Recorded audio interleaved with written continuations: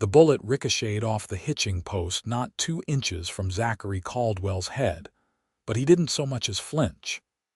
The townsfolk of Casa Grande, Arizona Territory, called him the man with ice in his veins, and on this scorching summer day in 1879, he lived up to the reputation. His weathered hand remained steady on his Colt revolver as he stared down the drunken miner who just tried to end his life. "That'll be your only warning shot, Donovan," Zach said, his voice as dry as the desert air. "Put the gun down and walk away, or the next bullet's going between your eyes." The miner wavered, whiskey courage battling survival instinct. A tense moment passed before he dropped his weapon in the dirt and staggered away, cursing. Zach exhaled slowly, holstering his revolver. Another day, another fool trying to make a name for himself by challenging the infamous bounty hunter. At 32, Zach had grown weary of it all, the killing, the running, the emptiness that followed him like a shadow. "Impressive as always, Mr. Caldwell," came a voice from the boardwalk. Marshal Thomas Jenkins approached with a hint of admiration in his expression. "Though I'd appreciate if you'd let me handle these disturbances. That's what the town pays me for." "Habit," Zach replied, adjusting his black Stetson. "Besides, I was the one he had issue with." "Ain't that always the way?" Jenkins shook his head. "Word is you're riding out tomorrow," Zach nodded. "Got business up north." He didn't elaborate further. In his line of work, details were dangerous. "Well, Casa Grande will miss its occasional protector," Jenkins said with a chuckle. "Though I reckon the saloon girls will miss you most." Zach didn't smile at the jest. Meaningless comfort in strangers' arms was all he permitted himself these days. Anything deeper was a liability he couldn't afford. Not after Jesse. Not after the massacre at Broken Ridge. "I'll be at the saloon if you need me," he said, turning away from the lawman. As dusk painted the mountains purple, Zach pushed through the swinging doors of the Desert Rose Saloon. The familiar sounds of a tinny piano, drunken laughter, and the clinking of glasses greeted him.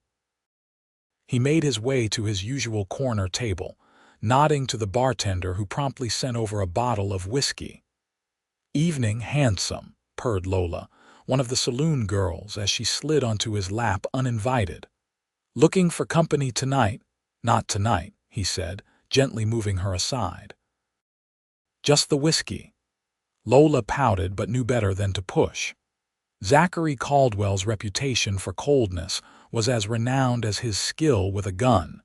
He poured himself a drink and surveyed the room with practiced vigilance. A habit that had kept him alive for 15 years in a profession where most men didn't last 5. His gaze paused on an unfamiliar face, a woman sitting alone at a table near the stairs, looking decidedly out of place. She wore a simple dark blue dress, modest compared to the gaudy attire of the saloon girls.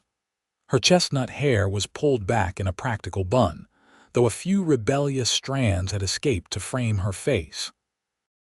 What struck him most was the quiet dignity in her posture, despite the leering glances from the other patrons.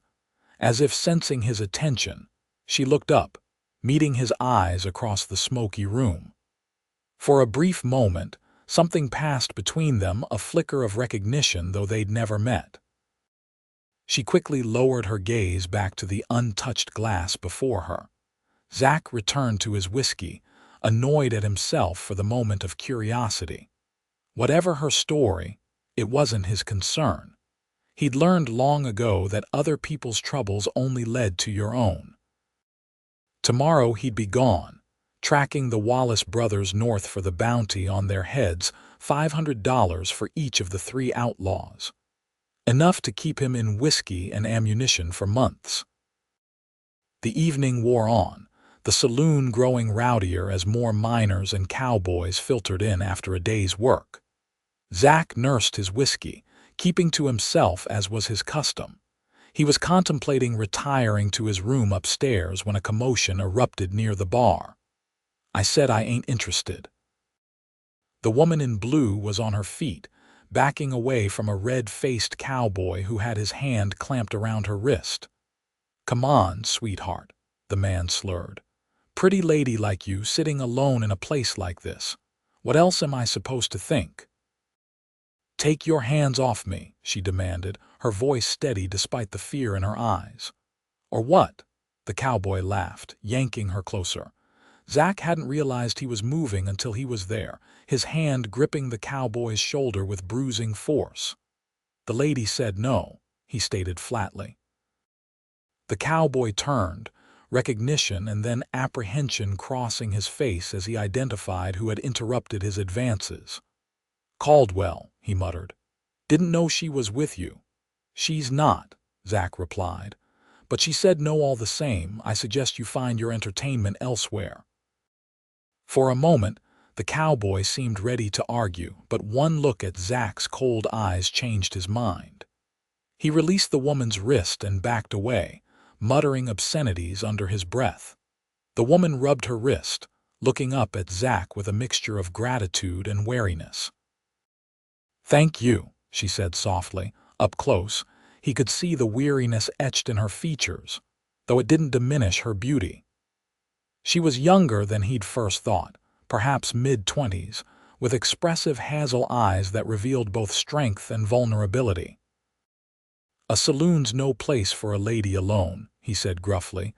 A flash of indignation crossed her face. "Perhaps not, but I haven't many options at present. I'm waiting for someone." "Waiting long?" She hesitated. 3 days now." Zach raised an eyebrow. "Sounds like whoever you're waiting for isn't coming." Pain flickered in her eyes before she masked it. "Perhaps you're right, Mr. Caldwell, Zachary Caldwell, Mr. Caldwell." She inclined her head politely. "I'm Elizabeth Fleming. Thank you again for your assistance." With that, she gathered a small reticule and headed for the stairs, her shoulders straight despite the whispers that followed her. Zach watched her go, telling himself the curiosity he felt was merely professional caution. A woman like that, clearly educated and well-bred, had no business in Casa Grande, a rough mining town that attracted more outlaws than decent folk. As he returned to his table, the bartender caught his eye. "That one's trouble, Caldwell," he warned, jerking his head toward the stairs. "Says she's looking for her brother, but I reckon she's running from something." Got the look. Zach knew the look well enough. He saw it in his own reflection daily. "Not my concern," he replied, tossing back his whiskey and standing. "I'm turning in, heading out at first light." But as he climbed the stairs to his own room, he found his thoughts returning to Elizabeth Fleming and the quiet dignity with which she'd carried herself. It was none of his business, he reminded himself firmly. Tomorrow he'd be gone, and whatever secrets she harbored would remain just that, her own. The floorboards creaked beneath his boots as he made his way down the narrow hallway. As he passed room 4, he heard it, the unmistakable sound of muffled sobbing. Elizabeth Fleming's room, if he recalled correctly from overhearing her transaction with the proprietor earlier in the week.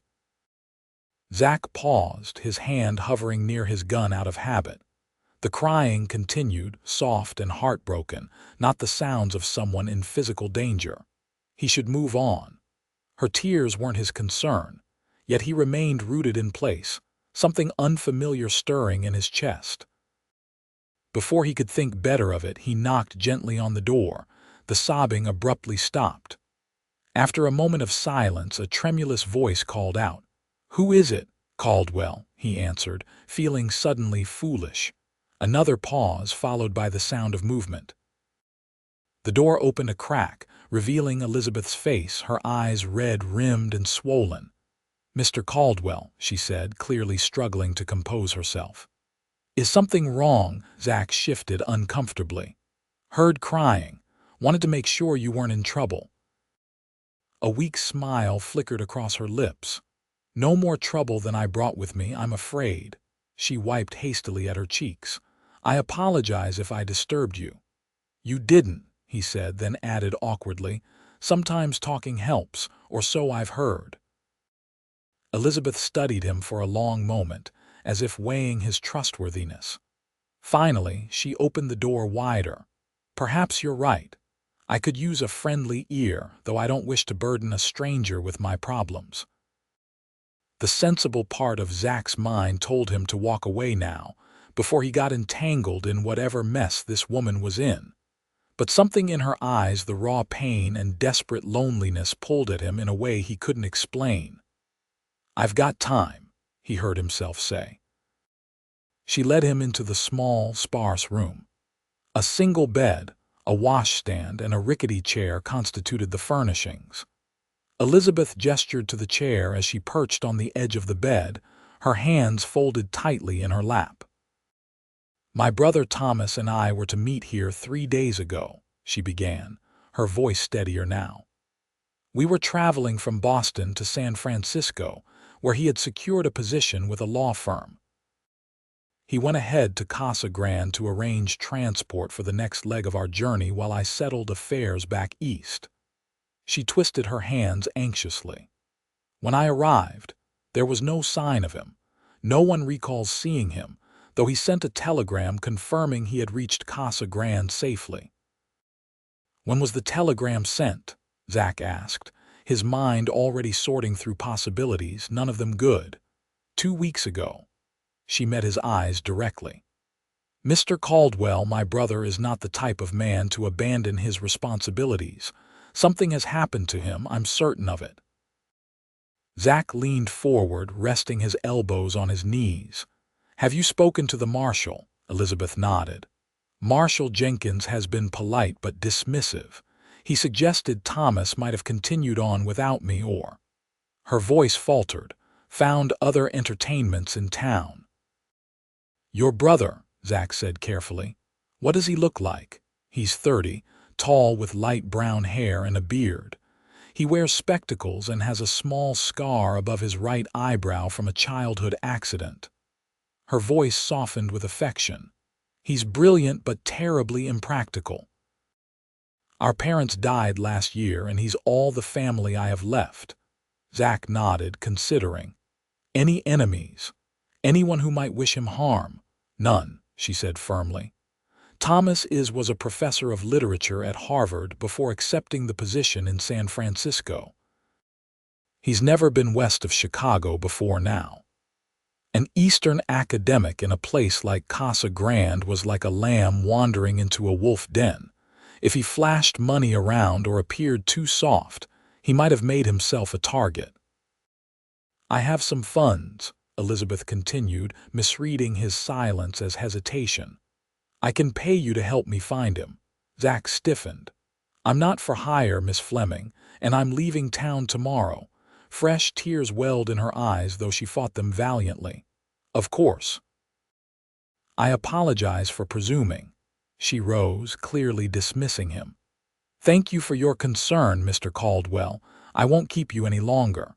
As Zach stood, he saw her shoulders begin to shake with suppressed sobs. She turned away quickly, attempting to hide her breakdown, but the soft, heartbroken sounds pierced him more effectively than any bullet ever had. "Miss Fleming," he said gruffly. She didn't turn, her back rigid with the effort of maintaining composure. "Please go," she whispered. Instead, Zach found himself stepping closer, his hand hovering uncertainly above her shoulder. "Elizabeth," he said, softer this time. She turned then, her face crumpling as the last of her resolve gave way. Without thinking, Zach opened his arms and she fell against his chest, her tears soaking into his shirt. Her body trembled with the force of her grief and fear, and instinctively his arms tightened around her. "He's all I have," she choked out between sobs. "If something's happened to him—" "SHH," Zach murmured, his hand awkwardly patting her back. "We'll find him." The words surprised him even as he spoke them. Elizabeth pulled back slightly, looking up at him with hope dawning through her tears. "You'll help me?" "Zachary Caldwell," The man who'd spent 15 years ensuring he cared for no one but himself found he couldn't extinguish that hope. Something about this woman's raw vulnerability had cracked the ice he'd carefully maintained around his heart. "I'll delay my departure," he said, already regretting the decision even as he made it. "One day, we'll ask around town, see if anyone remembers your brother." Elizabeth's smile was like sunrise breaking over the desert, unexpected and breathtaking. "Thank you," she whispered, stepping back from his embrace. "I don't know how to repay such kindness." "It's not kindness," Zach replied gruffly, uncomfortable with her gratitude. "Just doing what any decent man would do." But as he left her room moments later, he knew that wasn't entirely true. Decent men were rare in these parts, and he'd stopped counting himself among their number long ago. What had possessed him to offer his help? To hold a weeping woman and promise things he had no business promising? Back in his room, Zach poured himself another whiskey and stood by the window, gazing out at the moonlit town. The Wallace brothers wouldn't wait forever. The bounty might be claimed by another hunter if he delayed too long. Yet the thought of leaving Elizabeth Fleming alone with her grief and fear sat uneasily in his gut. "Feelings are for fools, Caldwell," he muttered to himself, echoing the mantra that had kept him alive and unattached for years. But as he drained his glass, he couldn't quite banish the memory of Elizabeth's tears soaking his shirt, or the strange, protective surge he'd felt when she'd collapsed in his arms. For the first time in years, someone else's pain had touched him, and that, he knew, was dangerous indeed. Morning broke over Casa Grande in a blaze of orange and gold, the sun already promising punishing heat. Zach had risen before dawn, his sleep fitful and plagued by dreams he couldn't remember. After a quick breakfast in the saloon, he found himself knocking on Elizabeth's door once again. She opened it promptly, clearly having been awake for some time. Gone was the vulnerable woman who had cried in his arms. In her place stood a determined lady, dressed practically in a simple skirt and shirtwaist, her hair neatly braided and pinned. "Mr. Caldwell," she greeted him with formal politeness, though warmth flickered in her eyes. "I appreciate your punctuality." "Miss Fleming," he nodded, noting the dark circles beneath her eyes that suggested she'd slept as poorly as he had. "I suggest we start at the stagecoach office. If your brother arrived by coach, someone there might remember him." "An excellent suggestion," she agreed, retrieving a small bonnet and securing it over her chestnut hair. "I've also prepared a list of other establishments we might inquire at." She handed him a neatly written list, and Zach raised an eyebrow at her thoroughness. Perhaps there was more steel in Elizabeth Fleming than he'd initially given her credit for. They descended the stairs together, drawing curious glances from the few early patrons of the saloon. Zach was acutely aware of how their partnership might appear to the townsfolk, but Elizabeth seemed oblivious to the speculation, her focus entirely on finding her brother. The morning air was still relatively cool as they stepped onto the boardwalk. Casa Grande was beginning to stir to life, shopkeepers opening their doors, freight wagons rumbling down the dusty main street. "The stagecoach office is this way," Zach said, gesturing toward the far end of town. "Mind the mud." They walked in silence for a time, Zach shortening his usual stride to accommodate her smaller steps. As they passed the general store, the proprietor sweeping his porch gave Zach a knowing look that made him scowl in response. "The people here seem wary of you," Elizabeth observed quietly. Zach glanced at her, surprised by her perception. "I'm a bounty hunter, Miss Fleming, not the sort of man decent folks associate with willingly." "Yet you've been nothing but decent to me," she replied thoughtfully. After a pause, she added, "And please call me Elizabeth, after last night's display. Formality seems rather unnecessary." Zach felt heat creep up his neck at the reminder of their embrace. As you wish. Elizabeth. Her name felt strange on his tongue, too intimate somehow. He quickened his pace slightly. The stagecoach office was a small wooden structure with a covered porch where passengers could wait out of the sun. Inside, a balding man with spectacles perched on the end of his nose looked up from his ledger as they entered. Mr. Peterson. Zach nodded in greeting. Caldwell, the man returned, his eyes darting curiously to Elizabeth. What can I do for you? Elizabeth stepped forward. I'm looking for information about my brother, Thomas Fleming. He would have arrived by stagecoach approximately 2 weeks ago. Tall gentleman, light brown hair and beard, spectacles. Peterson adjusted his own spectacles and frowned in concentration. Fleming. Don't recall the name offhand, but let me check the passenger manifests. He disappeared into a back room, returning moments later with a thick ledger. After flipping through several pages, he nodded. Here we are. Thomas Fleming arrived on the 15th southbound coach from Tucson. Elizabeth's face lit up. Then he did make it here. Did he purchase onward passage? Peterson checked another ledger, then shook his head. No record of him booking outbound. Most folks heading west wait for the bi-weekly coach to Yuma. Next one left 3 days after his arrival. He wasn't on it. So he stayed in Casa Grande at least 3 days, Zach concluded. Where would a newcomer like him lodge? Well, the Desert Rose has rooms, as you know, Peterson said with a slight smirk. But for a gentleman from back east, probably the Grand Hotel would be more his style. It's a bit pricier, but cleaner and quieter. Thank you, Mr. Peterson. You've been most helpful, Elizabeth said, her voice brightening with hope. As they left the office, Zach noticed the spring in Elizabeth's step. Don't get your hopes too high, he cautioned. We've only confirmed he arrived. It's more than I knew yesterday, she replied, undaunted. The Grand Hotel next. The Grand Hotel was the finest establishment in Casa Grande, which wasn't saying much. Still, its whitewashed facade and green shutters gave it a more respectable appearance than the other buildings on the street. Inside, the lobby was cool and relatively clean, with a polished wooden desk where a thin man in a waistcoat stood at attention. May I help you? He inquired, his gaze lingering suspiciously on Zach's worn duster and gun belt.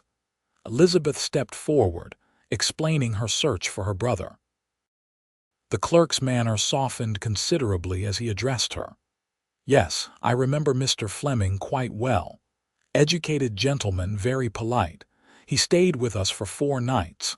4 nights, Elizabeth repeated, and then he checked out on the morning of the 19th. Paid his bill in full and thanked us for our hospitality. Did he mention where he was going? Zach asked. The clerk frowned slightly. Not to me, but he had been asking about local mining operations, seemed quite interested in the Silver Creek mine in particular. Zach and Elizabeth exchanged glances. Why would Thomas be interested in mining? She wondered aloud. He was a literature professor, not a prospector. Silver Creek's about 15 miles north of here, Zach said. Rough country. Did my brother hire a horse or transportation of any kind? Elizabeth asked the clerk. Not through us, madam, but Wilkins' livery might know more. They thanked the clerk and headed back into the growing heat of the day. Zach was beginning to feel a sense of unease. An Eastern academic with no frontier experience, asking about mines and potentially riding out alone into dangerous territory, it didn't bode well. Your brother, he said as they walked toward the livery stable. Was he the adventurous type? Elizabeth shook her head firmly. Quite the opposite. Thomas preferred the safety of his books and lecture halls. This journey to San Francisco was already well outside his comfort zone. She frowned. That's why it makes no sense that he would venture into mining country alone. The livery stable smelled of hay and horses. the interior dim after the bright sunlight.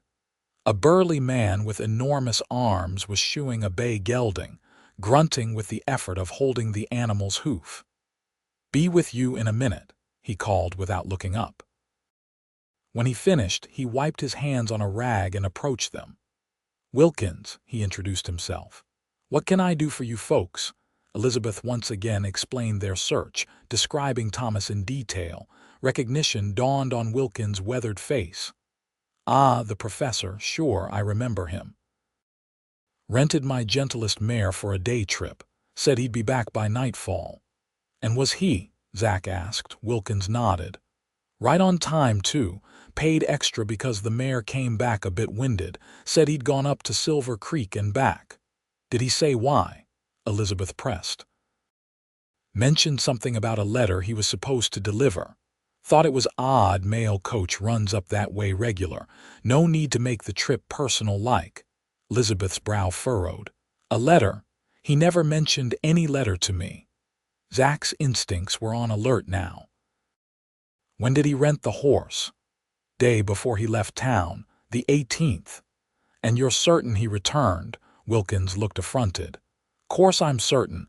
I don't forget a face, especially not an Eastern gentleman who handled my Betsy like she was made of china."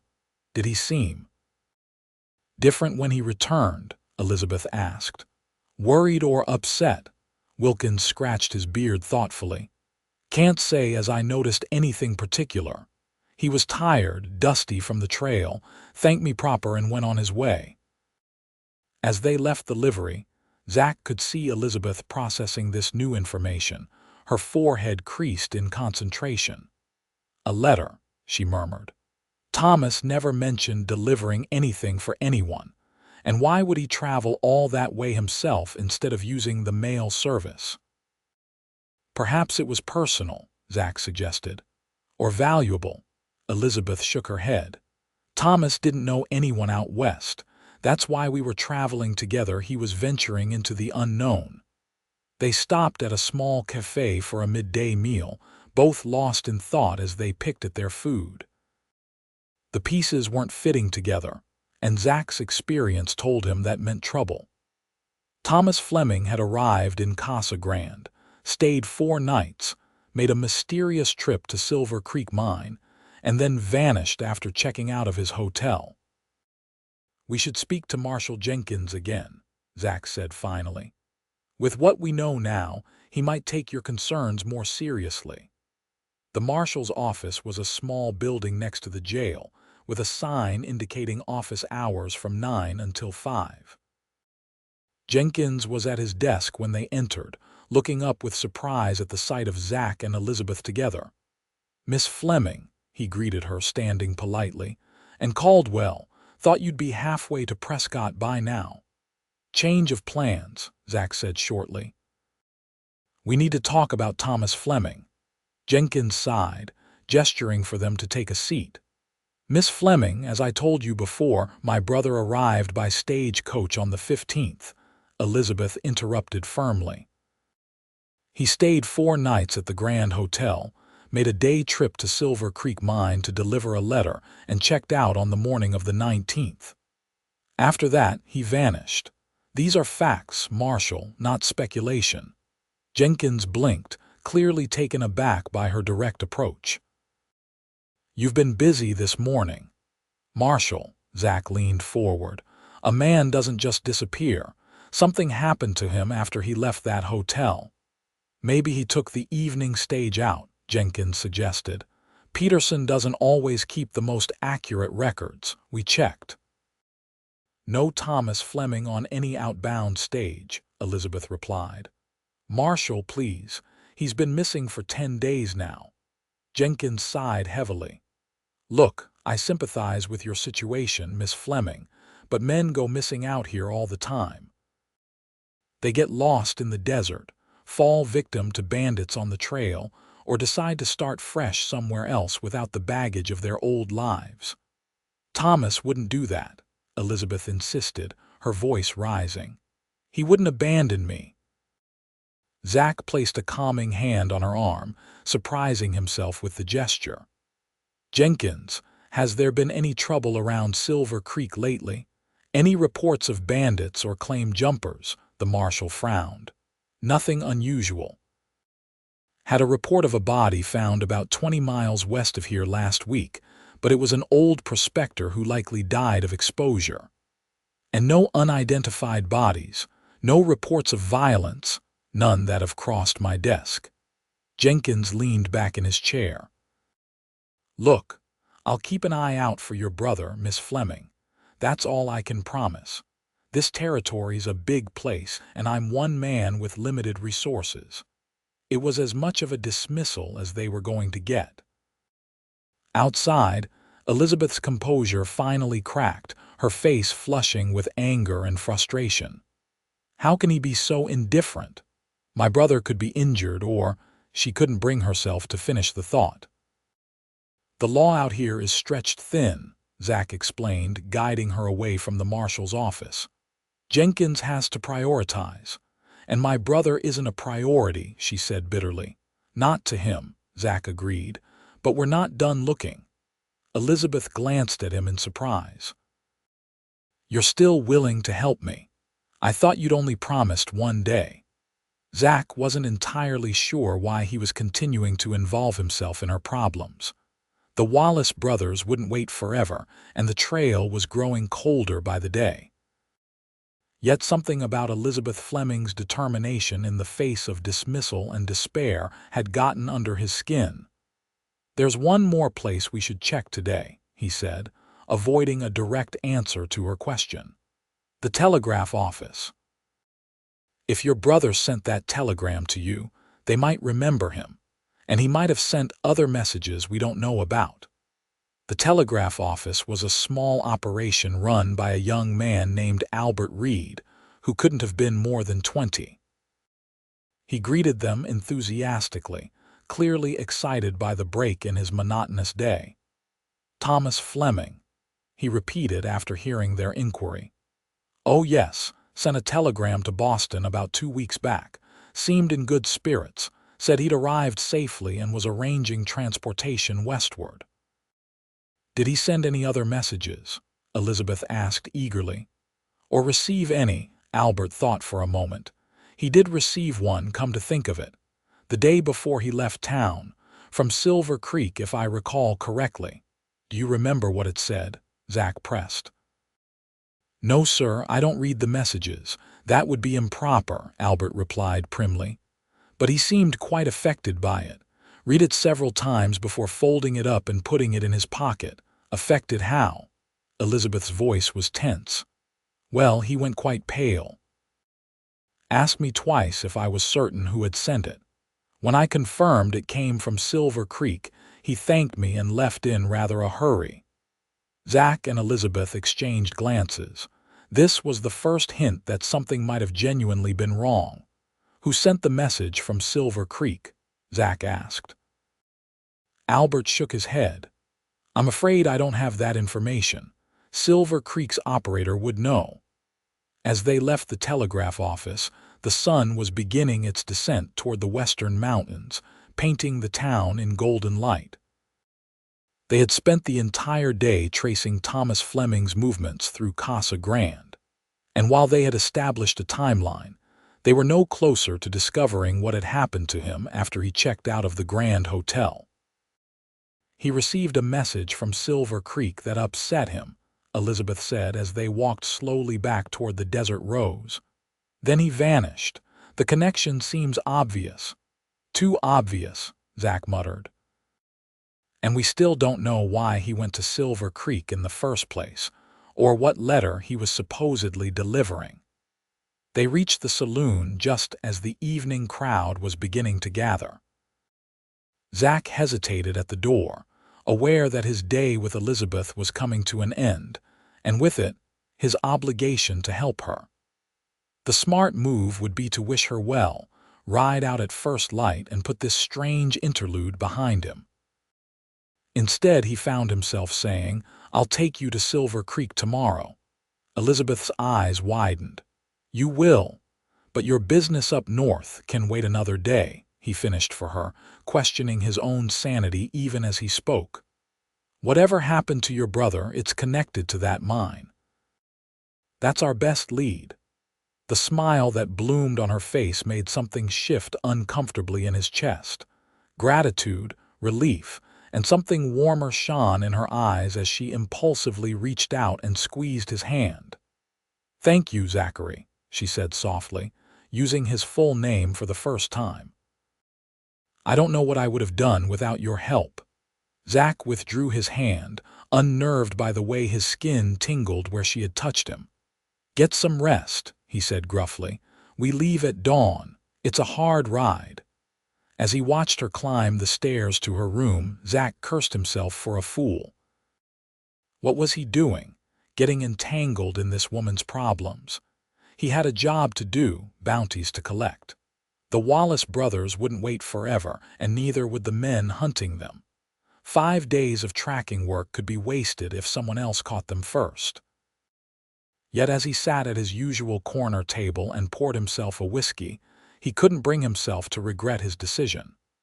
Elizabeth Fleming had awakened something in him he'd thought long dead, a desire to protect, to help someone for reasons other than personal gain. It was foolish, dangerous even. Feelings were a luxury he'd denied himself for years, a weakness he couldn't afford in his line of work. But when Elizabeth had cried in his arms last night, something had cracked inside him. And now, watching her determination in the face of despair, that crack was widening. "You're losing your edge, Caldwell," he muttered to himself, draining his glass in one swallow. But as the whiskey burned its way down his throat, he acknowledged the uncomfortable truth. For the first time in 15 years, he cared about someone else's fate. And there was no telling where such weakness might lead. The eastern sky was just beginning to pale when Zach led 2 horses from the livery stable toward the desert rose. He'd risen before dawn, packed provisions for the journey, and arranged for the mounts his own sturdy buckskin gelding and a gentle bay mare for Elizabeth. If they pushed hard, they could reach Silver Creek by midday, make their inquiries, and be back in Casa Grande by nightfall. Elizabeth was waiting on the porch of the saloon, dressed in a practical riding outfit that surprised him, a split skirt that would allow her to ride astride rather than side saddle, and a simple blouse with a short jacket. Her hair was braided and pinned securely beneath a wide-brimmed hat, and she wore sturdy boots instead of ladies' shoes. "You've ridden before," he observed, handing her the reins to the mare. "My father believed all proper young ladies should know how to ride," she replied with a small smile.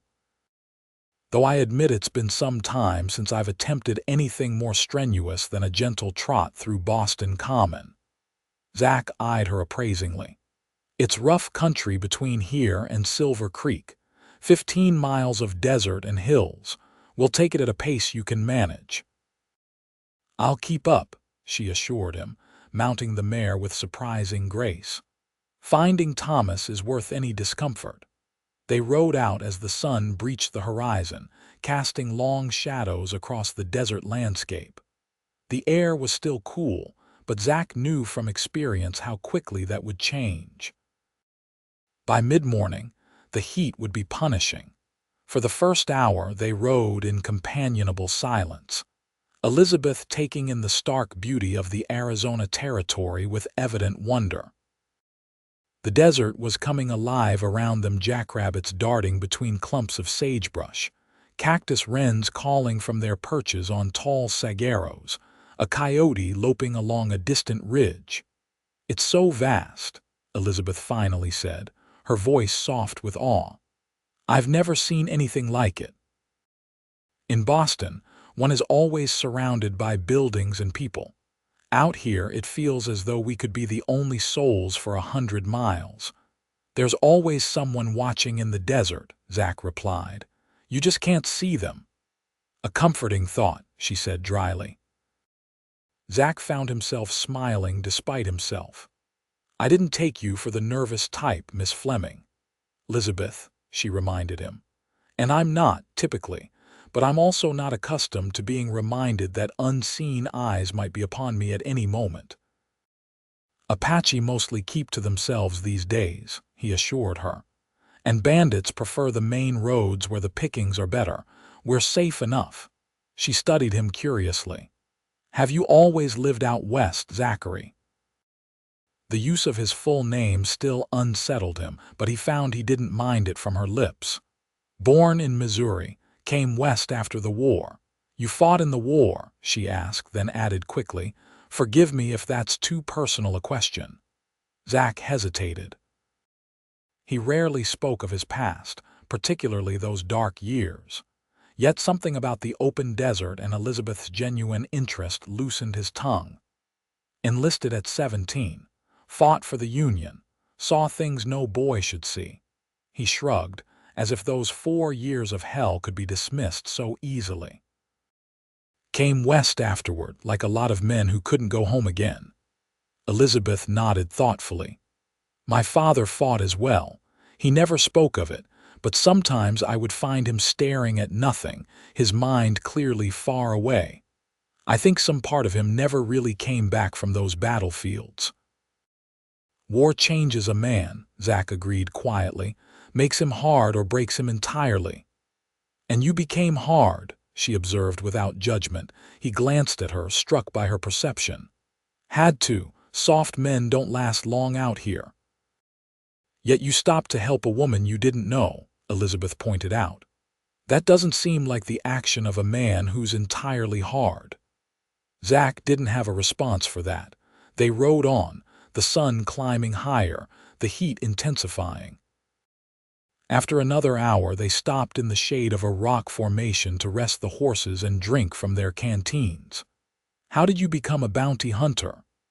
Elizabeth asked as she settled on a flat rock, stretching her legs. Zach leaned against his saddle, hat tipped low over his eyes. Fell into it. Was good with a gun, needed money. Turned in a man with a price on his head and found I had a knack for tracking. It seems a dangerous profession. It is. Is that why you avoid attachments? She asked carefully. Because of the danger, Zach stiffened. What makes you think I avoid attachments? Just an observation, she said. You keep to yourself. The townspeople respect you but fear you, and you said yourself that feelings are a luxury you can't afford. I never said that to you, he pointed out. Elizabeth smiled slightly. Not in those exact words, perhaps, but it's written in every line of your body, Zachary. You hold yourself apart from others quite deliberately. Her insight was uncanny and uncomfortable. Zach stood abruptly. We should keep moving. Want to reach the mine before the worst heat of the day. They mounted up and continued northward, the terrain growing more rugged as they approached the foothills. Zach kept a vigilant eye on their surroundings, alert for any sign of trouble, but his mind kept returning to Elizabeth's observations. Was he really so transparent? Or was she simply more perceptive than most by midday? They crested a ridge, and the Silver Creek mining camp came into view below a collection of rough buildings clustered around the entrance to a mine shaft that burrowed into the hillside. Activity buzzed around the site, men moving between buildings, the distant sound of pickaxes echoing from within the earth. Quite an operation, Elizabeth remarked, shading her eyes with her hand. Silver's been good to them, Zach replied. Camp's only been here 3 years, but they've pulled enough ore out of that mountain to make the owners rich men. They guided their horses down the steep trail toward the settlement. As they approached, several miners paused in their work to watch them, expressions curious and wary. Newcomers to such isolated locations were always a source of speculation. At the entrance to the camp, a burly man with a shotgun stepped forward to intercept them. State your business, he demanded gruffly.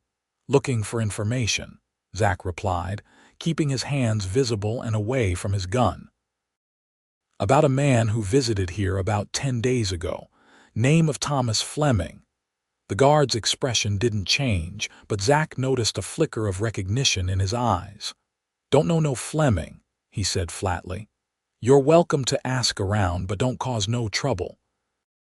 Mr. Hargrove don't tolerate disturbances at his mine." "Hargrove," Elizabeth repeated. "Is he the owner?" "One of 'em," the guard replied. "He's the one on site. Now, if you'll excuse me, I got work to do." He stepped aside, allowing them to proceed into the camp. They dismounted near a water trough, allowing their horses to drink while they surveyed their surroundings. "He was lying," Elizabeth said quietly. "He recognized Thomas's name." Zach nodded. "I saw it too. Question is, why lie about a simple visitor? What do we do now?" "We ask around," Zach said, tying their horses to a hitching post. "Carefully. Miners are a close-knit bunch, but they also love to talk when the boss isn't listening." They made their way toward a crude structure with a sign identifying it as the company store and mess hall. Inside, several off-duty miners were eating lunch at long tables, while others browsed the limited goods for sale. A heavy-set woman behind the counter eyed them suspiciously. "We don't get many visitors," she said by way of greeting. "Especially not ladies." Elizabeth stepped forward with a warm smile. "I'm looking for my brother, Thomas Fleming. He visited this camp about 10 days ago. I was hoping someone might remember him." The woman's face remained impassive, but her eyes darted quickly to the back of the room where a door led to what Zach assumed was an office or storeroom. "Can't help you," she said shortly. "Lots of folks come and go. Don't remember no Fleming." One of the miners at a nearby table glanced up at the exchange, then quickly looked down again when he caught Zach watching him. It was subtle, but Zach had spent years reading the small tells that gave away a man's thoughts. "Mind if we get something to eat?" he asked the woman. "Been a long ride from Casa Grande." The woman hesitated, then nodded reluctantly. "Stew's 2 bits. Bread's extra." They paid for 2 bowls and settled at the end of a table where the miner who had reacted to Thomas's name was finishing his meal. Zach positioned himself directly across from the man, a weathered fellow with a gray-streaked beard and calloused hands. "Good stew," Zach commented, though he'd barely tasted it. The miner grunted noncommittally, clearly eager to leave. "Hard work mining," Zach continued conversationally. "Been at it long. 2 years at Silver Creek," the man replied reluctantly. "Look, mister, I don't mean to be rude, but I got to get back to my shift." "Of course," Elizabeth interjected smoothly. "We wouldn't want to keep you. I just wish someone could tell me about my brother. Our parents recently passed, you see, and he's all the family I have left. I'm terribly worried about him." Her voice caught slightly on the last words, and Zach wasn't entirely sure if it was genuine emotion or calculated effect. Either way, it worked. The miner's expression softened slightly as he glanced at her. "Sorry about your troubles, madam," he said, lowering his voice. "But you'd best look elsewhere for your brother. Nothing good waiting for you here." "Then he was here," Elizabeth pressed, leaning forward. "Please, anything you could tell us would help." The miner glanced nervously toward the counter, where the woman was pointedly not looking their way. "I can't say nothing," he muttered. "But if you value your health, you'll ride out and forget about Silver Creek." With that cryptic warning, he stood and hurried from the mess hall, leaving his half-finished coffee behind. Zach and Elizabeth exchanged troubled glances. "They know something," she whispered, "about Thomas. And they're scared," Zach added. "Question is of what or whom?" Before Elizabeth could respond, the door to the back room opened, and a well-dressed man emerged. Unlike the dust-covered miners, his suit was clean and tailored, his boots polished to a shine. He surveyed the room with an air of ownership before his gaze settled on Zach and Elizabeth. "Visitors," he said, approaching their table with a smile that didn't reach his cold eyes. "We don't get many of those up here. Gregory Hargrove at your service." He extended a hand to Zach, who rose to shake it. Hargrove's grip was firm, his hand surprisingly smooth for a mine operator. "Zachary Caldwell," Zach introduced himself, careful to keep his tone neutral. "And this is Miss Elizabeth Fleming." Hargrove's smile faltered almost imperceptibly at Elizabeth's name before he recovered. "Fleming. Any relation to the gentleman who visited us recently?" "Thomas, I believe his name was." Elizabeth's face lit up with hope. "Yes, Thomas is my brother. You remember him then?" "Of course," Hargrove said smoothly. "Charming fellow, very interested in our operation here. Said he was considering an investment." It was a lie. Thomas Fleming, a literature professor heading to a law firm position, had no reason to be interested in mining investments. But Elizabeth played along seamlessly. "Yes, Thomas always had a keen eye for opportunity," she said with a convincing smile. "When did you last see him, Mr. Hargrove?" "Let me think." Hargrove tapped his chin thoughtfully. "Must have been 10 days ago. He spent several hours touring the mine, then rode out. Mentioned he was heading back to Casa Grande." "And he arrived safely, as far as you know?" Zach asked, watching Hargrove's face carefully. "I would assume so," Hargrove replied with a dismissive wave. "We didn't exactly keep tabs on him after he left our property. Why do you ask? Is something amiss?" "My brother has disappeared," Elizabeth said bluntly. "He checked out of his hotel in Casa Grande the morning after visiting your mine and hasn't been seen since." Hargrove's expression shifted to one of carefully crafted concern. "How distressing for you, Miss Fleming. But I assure you, he left our camp in perfect health." "Whatever befell him must have occurred elsewhere. Did he mention any other stops he planned to make?" Zach pressed. "Anyone else he intended to meet?" "Not to me," Hargrove said, his tone cooling slightly. "Now, if you'll excuse me, I have a mind to run." "You're welcome to ask around, of course, but I doubt you'll learn anything more. Silver Creek is a small camp, and news travels fast." With a curt nod, he returned to his office, closing the door firmly behind him. The woman at the counter immediately approached their table. "If you're done eating, we'd appreciate it if you moved on," she said flatly. "We got miners coming in for the afternoon shift soon, and they'll need the tables." It was a clear dismissal. Outside, the sun beat down mercilessly as they retrieved their horses from the hitching post. "He was lying," Elizabeth said as soon as they were out of earshot. "Thomas would never have expressed interest in mining investments." "And Hargrove knew it," Zach agreed, scanning the camp with narrowed eyes. "Notice how quickly he mentioned your brother without us having to describe him." He knew exactly who Thomas Fleming was. But why lie? What could Thomas possibly have done to make these people so nervous? That's what we need to find out. Zach spotted the telegraph office, a small structure near the mine entrance. "Let's try there next." If Thomas received a message from Silver Creek, someone here sent it. The telegraph operator was a young man with spectacles and an anxious disposition. He looked up from his equipment as they entered, his expression wary. "Telegram to send?" he asked. "Actually, we're looking for information," Elizabeth explained. "My brother Thomas Fleming received a telegram from this office about 10 days ago. I was hoping you might remember it." The operator's face paled.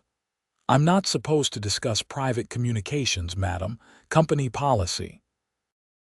"My brother is missing," Elizabeth said, her voice breaking slightly. "Please, anything you could tell us might help find him." The young man glanced toward the door nervously. "I could lose my job, madam.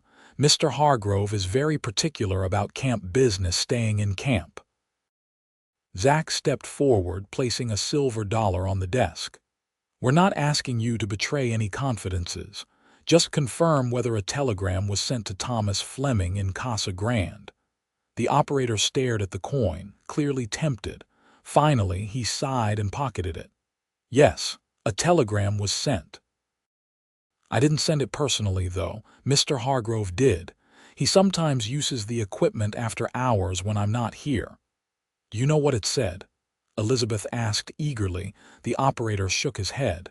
"No, madam, but—" He hesitated, then leaned closer and whispered, "There was a man asking about the same thing 2 days later.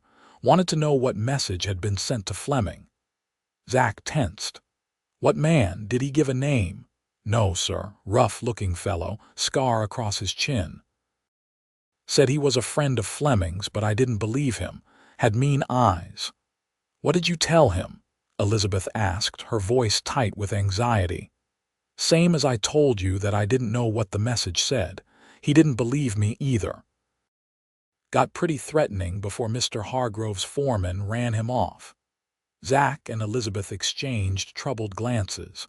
The situation was growing more complex and more dangerous by the minute. "One more question," Zach said. "Did Thomas Fleming bring anything with him when he visited?"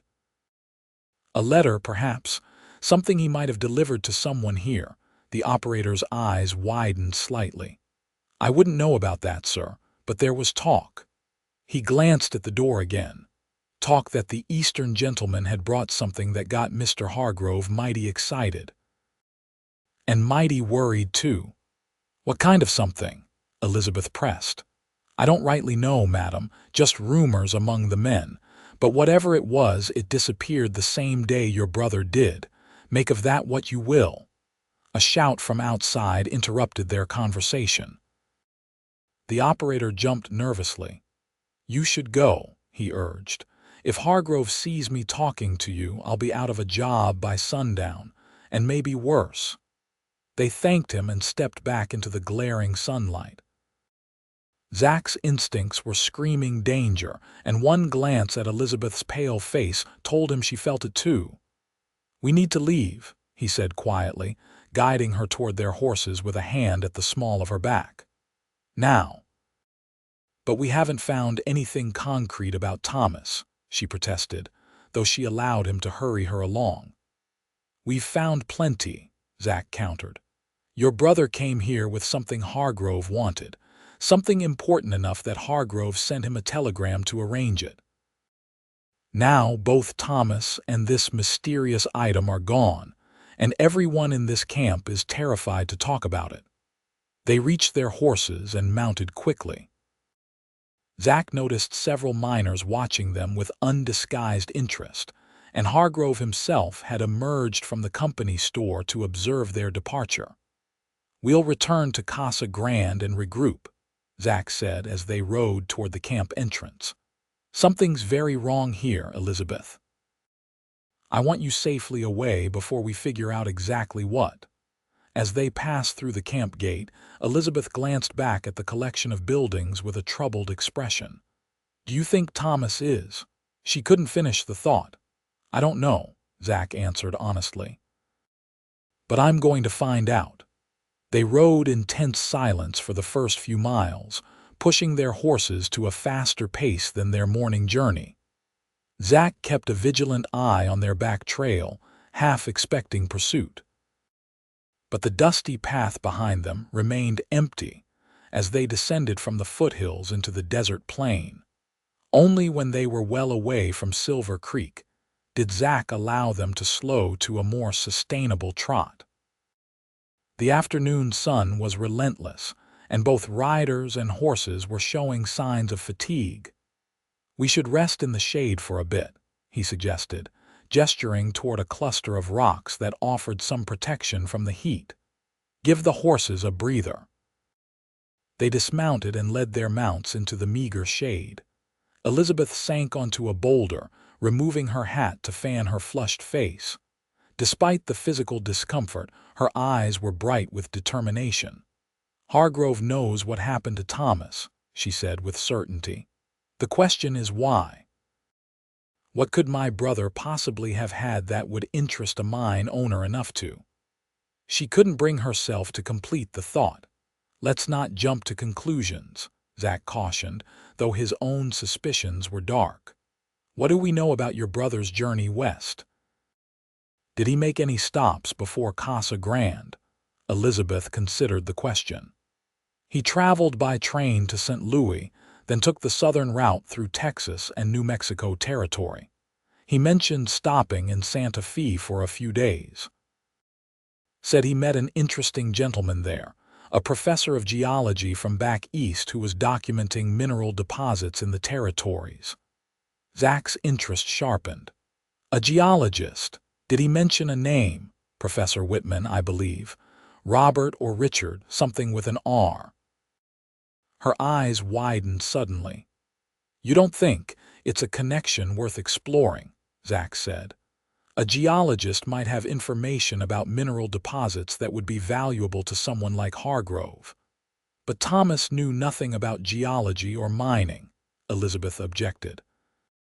He was a literature professor. Perhaps he was acting as a courier, Zach suggested, bringing information from this Professor Whitman to Hargrove, information that turned out to be more valuable or more dangerous than he realized. Elizabeth paled at the implication.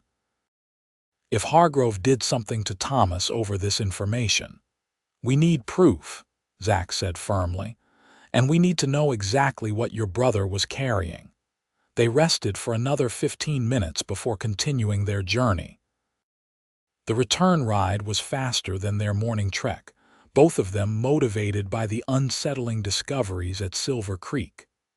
Still, the desert sun took its toll, and by the time Casa Grande came into view on the horizon, they were both dusty, sunburned, and exhausted.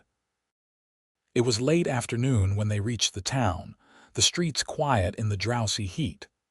Zach led them directly to the livery, where they returned the horses to Wilkins' care. Made good time, the liveryman commented. Find what you were looking for up at Silver Creek. Not exactly, Zach replied. Wilkins, you mentioned Fleming delivered a letter up there. Did he say anything else about it? Who it was for or who sent it? Wilkins scratched his beard thoughtfully. Not in so many words, but he did ask if I knew a Professor Whitman. Said the letter was from him to Hargrove. Elizabeth shot Zach a meaningful glance. Did he mention what was in the letter? Zach pressed. Nope, but he seemed nervous about it, kept checking his inside pocket where he'd stored it, made me wonder if it wasn't just a letter, if you take my meaning. Zach did indeed. Thanks, Wilkins, you've been helpful. As they walked back toward the desert rose, Elizabeth's steps faltered with fatigue. Without thinking, Zach offered his arm for support. She took it gratefully, her small hand gripping his forearm. What now? She asked, her voice weary but determined. We know Thomas delivered something from Professor Whitman to Hargrove, and we know he disappeared after his return from Silver Creek, but we're no closer to finding him. We need to wire Santa Fe, Zach decided. Find this Professor Whitman and ask what exactly he sent with your brother. If it was valuable enough to kill for. He felt Elizabeth flinch beside him and moderated his tone. Then understanding what it was might lead us to who took it, and to Thomas. Elizabeth nodded, then suddenly stopped walking, her eyes fixed on something across the street. Zachary, she whispered urgently. That man by the general store, the one with the scar on his chin. Zach followed her gaze to a rough-looking man leaning against a hitching post, smoking a cigar. Even from this distance, the scar bisecting his chin was clearly visible, a jagged line running from his lower lip to the base of his jaw. The same man who was asking questions at Silver Creek, Zach muttered. Inside, quickly. He guided Elizabeth into the saloon, keeping his body between her and the street. Once inside, he led her to a table in the corner where they could observe the entrance while remaining partially concealed by the shadows. You think he followed us from Silver Creek? Elizabeth asked, her voice barely above a whisper. Possible, Zach conceded. Or he could have been here in town already, watching for anyone asking questions about your brother. The implications were disturbing. If the scarred man was monitoring Casa Grande, It suggested Thomas's disappearance was part of something larger and more organized than a simple robbery or mining dispute. "We need to be careful," Zach warned. "Until we know what we're dealing with, it's best to assume we're being watched." Elizabeth nodded, her face pale but resolute. "I won't be frightened away, Zachary, not when we're finally making progress." He admired her courage, even as he worried about the danger she might be in. "Stay here," he instructed. "I'm going to have a word with the bartender. He knows most of what happens in town." The bartender, a burly man named Macpherson, was wiping down glasses when Zach approached. "Caldwell," he greeted with a nod. "See you've taken up with the Eastern lady. Found her brother yet? Working on it," Zach replied. "Mac, there's a man outside, rough-looking, scar on his chin." "Know him?" Macpherson frowned thoughtfully.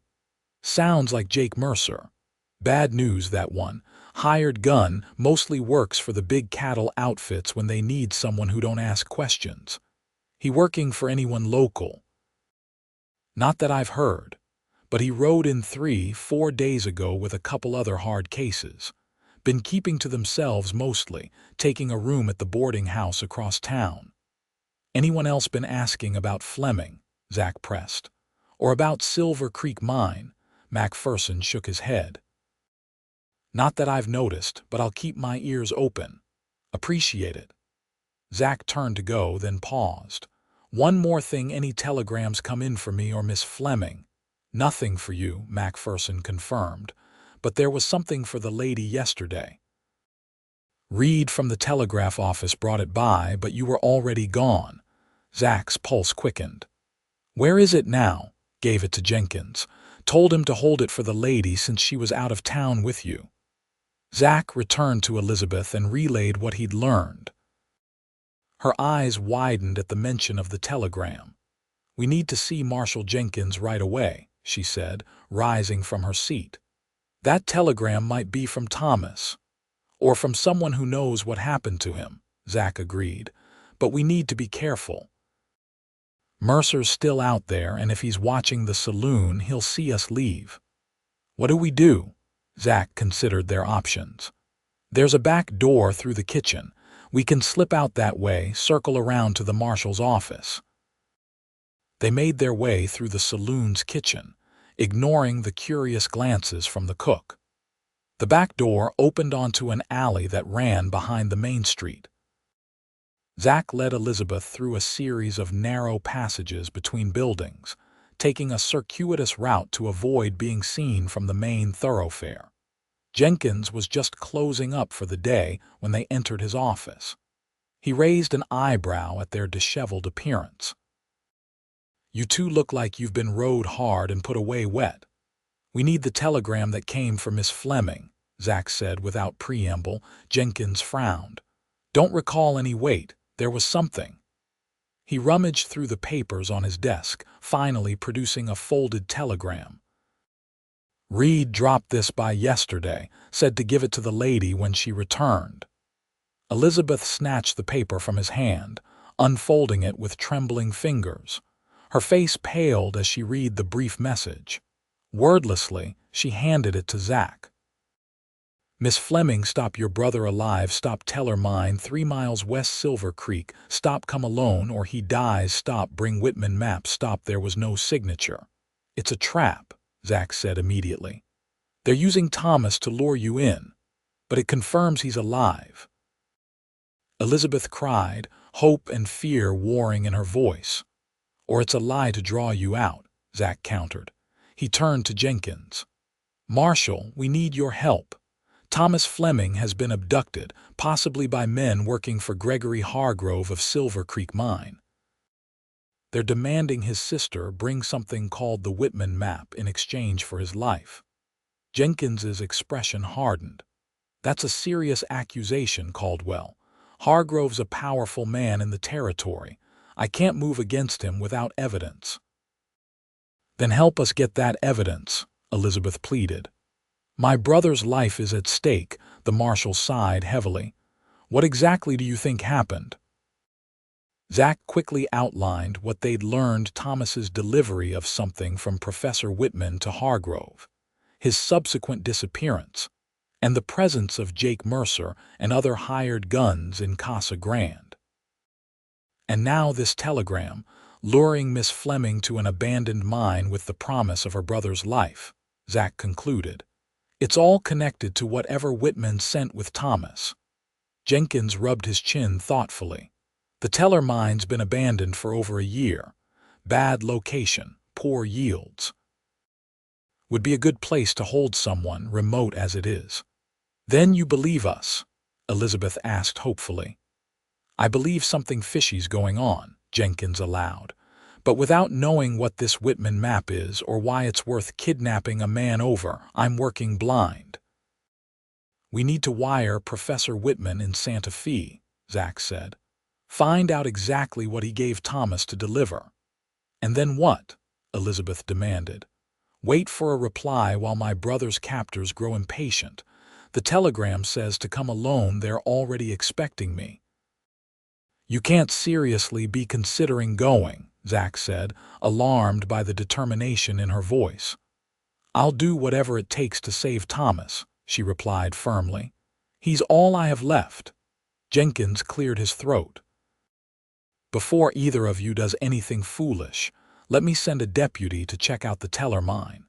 If someone's holding your brother there, we'll know it, and I can organize a proper rescue. It was a reasonable suggestion, but Zach's instincts told him time was running short. How soon can your deputy leave? First light tomorrow, Jenkins said. It's too dangerous to send a man out alone at night, especially if Mercer and his ilk are involved. Elizabeth opened her mouth to protest, but Zach touched her arm gently. That's sensible, Marshal, thank you. He guided Elizabeth out of the office before she could argue further. Tomorrow could be too late, she hissed once they were outside. The telegram said to come alone. What if they harm Thomas when I don't appear today? They won't, Zach assured her, though he wasn't as confident as he sounded. Thomas is their leverage. They need him alive to get what they want. Which is this mysterious map we don't have, Elizabeth said in frustration. We need to contact Professor Whitman immediately. Zach nodded in agreement. The telegraph office is our next stop, but we need to be careful. Mercer was watching the saloon. He might be watching the telegraph office too. They made their way cautiously to the small building where Albert Reed was just preparing to close for the day. The young operator looked up in surprise as they entered. Miss Fleming, Mr. Caldwell. I was beginning to think you'd left town. We need to send an urgent telegram to Santa Fe, Elizabeth said without preamble. To Professor Richard Whitman at the University of New Mexico. Albert nodded, reaching for a pencil and form. What's the message? Elizabeth dictated. Professor Whitman, stop, urgent information needed. Stop, what did you give Thomas Fleming to deliver to Hargrove? Stop, Thomas, missing, possible danger. Stop. Reply immediately, Casa Grande, Arizona. Elizabeth Fleming. Stop, that should go out right away, Zach instructed. And when the reply comes, bring it directly to Miss Fleming at the Desert Rose. Don't tell anyone else about it. Albert looked nervous but nodded his agreement. Yes, sir. I'll send it immediately and deliver any reply personally. As they left the telegraph office, Zach scanned the street carefully. There was no sign of Mercer or any suspicious characters, but the hairs on the back of his neck were standing up. They were being watched. He was certain of it. Back to the saloon, he murmured to Elizabeth. We'll take the same route as before. They retraced their steps through the back alleys, emerging behind the Desert Rose as the sun was setting. Once inside, Zach insisted Elizabeth eat something while they waited for a response from Whitman. It could be hours, she protested. Or even tomorrow before he replies. All the more reason to keep up your strength, Zach countered, ordering them both a hot meal. Whatever happens next, you'll need it. As they ate, Zach found himself watching Elizabeth with a mixture of admiration and concern. She had shown remarkable courage throughout their investigation, never wavering in her determination to find her brother despite the mounting evidence of danger. Her loyalty to Thomas was touching and troubling, for it might lead her to take risks no sensible person would consider. "You're staring," she observed quietly, a faint smile playing at the corners of her mouth despite her obvious exhaustion. Zach looked away, embarrassed to be caught. "Just thinking." "About," he hesitated, then decided honesty was the best approach. "About how far you're willing to go for your brother. It's admirable, but dangerous," she finished for him. "I know. Yet I can't help but think you would do the same for someone you cared about." Zach didn't answer immediately. Once, perhaps, he would have moved heaven and earth for those he loved, but he'd buried those feelings long ago along with the bodies at Broken Ridge. "There was a time," he admitted finally, "but that was a different man." Elizabeth studied him thoughtfully. "I don't believe that man is as gone as you think, Zachary. You've helped a stranger search for her missing brother, put your own livelihood on hold, and placed yourself in danger, all without expectation of reward. Those aren't the actions of a man who feels nothing." Her words unsettled him more than he cared to admit. Before he could formulate a response, Macpherson approached their table. "Caldwell," he said quietly. "Thought you'd want to know Mercer and his boys just left town in a hurry, heading north from the looks of it." Zach's blood ran cold. "North?" "Toward Silver Creek," Macpherson nodded. "Mounted up and rode out like the devil himself was on their heels. Something spooked them." Zach and Elizabeth exchanged alarmed glances. "Or someone called them back," Zach muttered. "Elizabeth, I don't like this. If they're returning to Silver Creek or the Teller mine, it might mean they're accelerating their plans. Which means Thomas could be in immediate danger," she concluded, rising from her chair. "We need to go after them."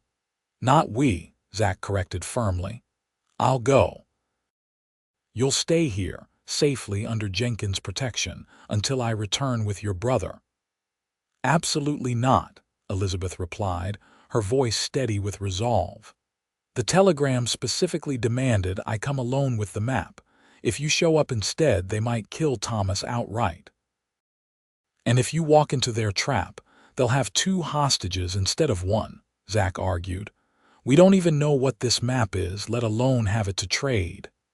Their debate was interrupted by the arrival of Albert Reed, out of breath and clutching a telegram. "Miss Fleming," he gasped. A reply from Santa Fe just came through. Elizabeth snatched the paper from his hand and read it aloud. "Elizabeth, stop, deeply troubled by your message, stop.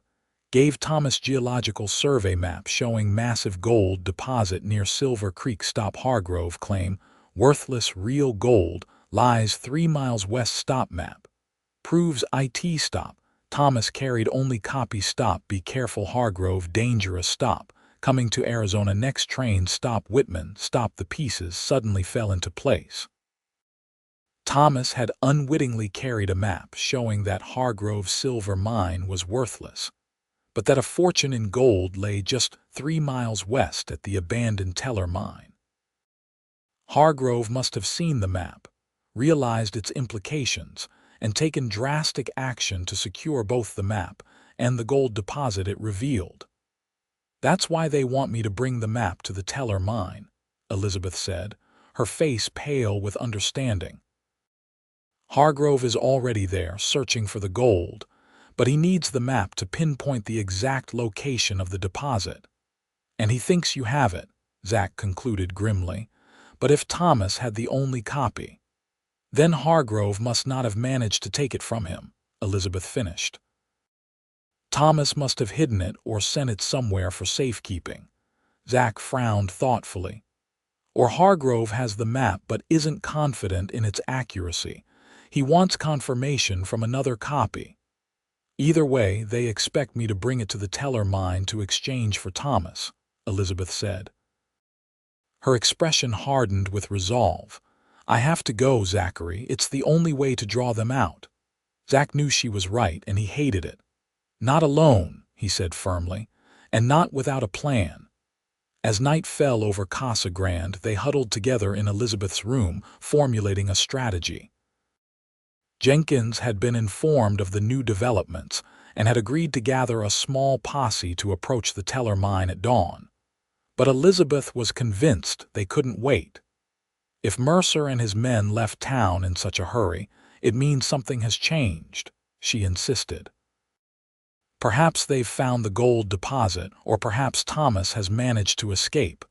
Either way, waiting until morning could be too late. Zach couldn't argue with her logic, though every instinct told him they were walking into danger. "If we do this," he said carefully, "we do it my way.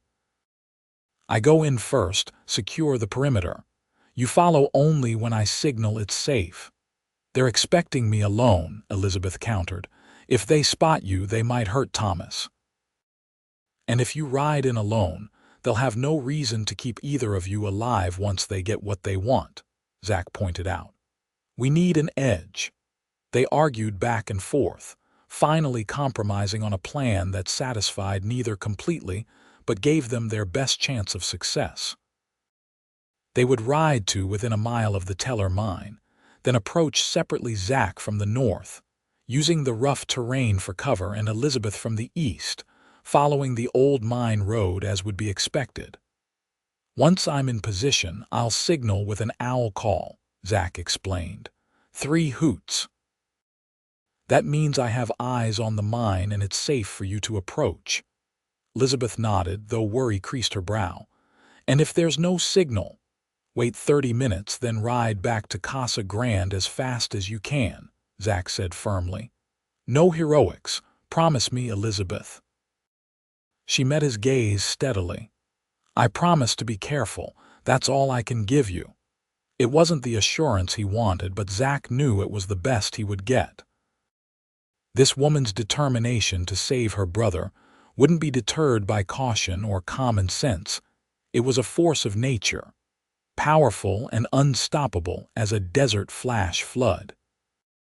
As they prepared to leave, gathering supplies and checking weapons, Zach found himself watching Elizabeth with a mixture of admiration and something deeper, more troubling. In the 2 days since she'd cried in his arms, she had shown a courage and loyalty that stirred something long dormant in his heart. "Elizabeth," he said quietly as she checked the small derringer she had produced from her luggage. "If something happens to me, don't," she interrupted, looking up at him with fierce determination. "Nothing will happen to either of us, or to Thomas. We're going to bring my brother home safely, and then—" She hesitated, something vulnerable flickering in her eyes. "And then we'll part ways as planned. You to your bounties, and I to San Francisco with Thomas." The words were spoken matter-of-factly, but Zach detected a note of regret in her voice that matched the unexpected hollow feeling in his chest.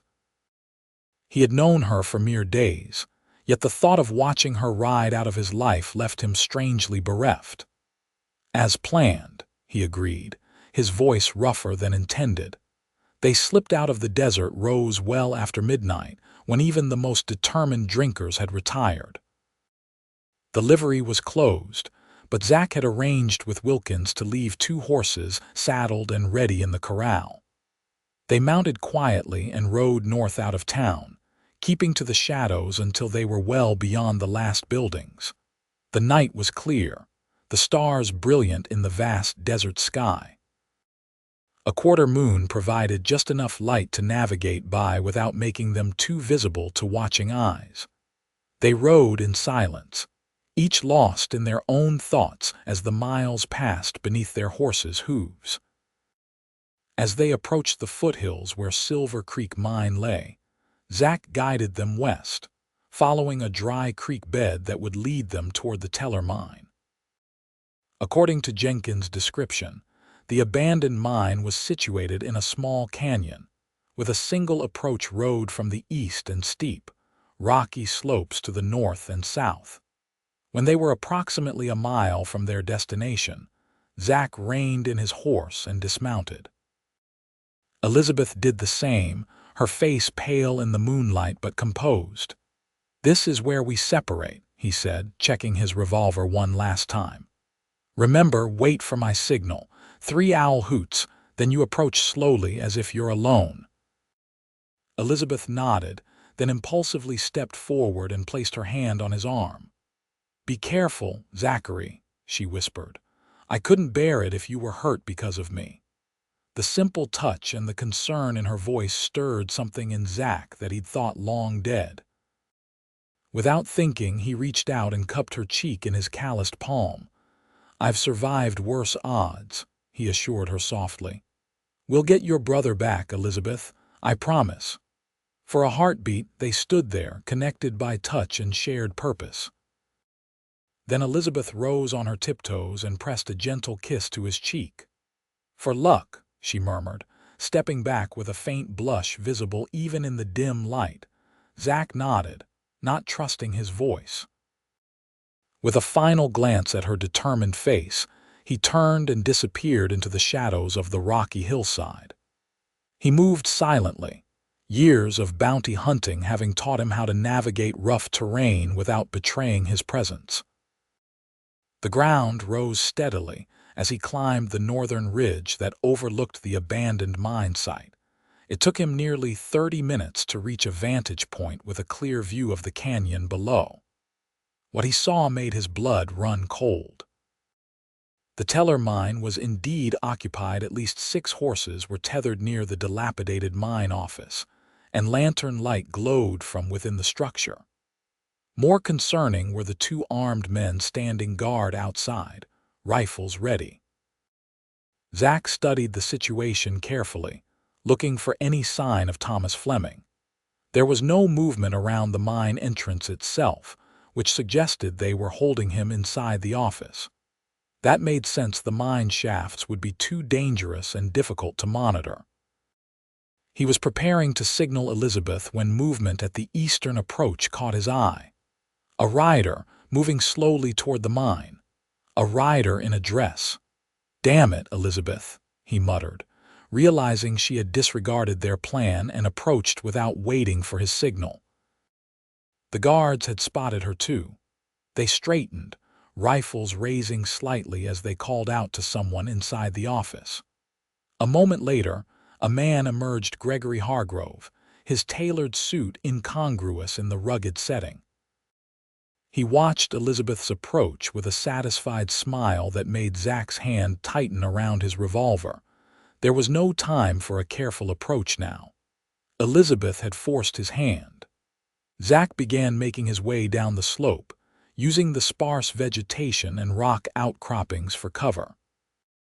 He needed to get closer, within effective pistol range, before Hargrove realized Elizabeth hadn't come alone. By the time Elizabeth reached the mine yard, Zach had positioned himself behind a large boulder approximately 50 yards from the office. Close enough to hear the exchange and close enough for his Colt to be lethal if necessary. "Miss Fleming," Hargrove called out as Elizabeth reined in her horse, "how good of you to join us. I see you came alone as instructed. Where is my brother?" Elizabeth demanded, her voice steady despite the dangerous situation. "I want to see him before we discuss anything further." Hargrove chuckled. "Direct like your brother. Very well." He gestured to one of the guards who disappeared into the office. A moment later, he emerged with another man, Thomas Fleming, his hands bound before him, his face bruised but alert. He was tall and slender, with light brown hair and a neatly trimmed beard, just as Elizabeth had described. The family resemblance was unmistakable. "Elizabeth." Thomas called out, his voice hoarse. "You shouldn't have come. It's a trap." "Silence him," Hargrove ordered, and the guard cuffed Thomas roughly across the face. Elizabeth flinched but held her ground. "I've come for my brother, Mr. Hargrove. Let him go and the map is yours." Hargrove's eyes gleamed with avarice. "Show me the map first." Elizabeth reached into her saddlebag and withdrew a folded paper. "Release my brother, and I'll hand it over." Zach tensed, wondering what Elizabeth was playing at. They didn't have Whitman's map. What was she offering Hargrove? "Bring the professor forward," Hargrove instructed his men. "Miss Fleming, dismount and approach slowly. Any sudden movements and your brother dies."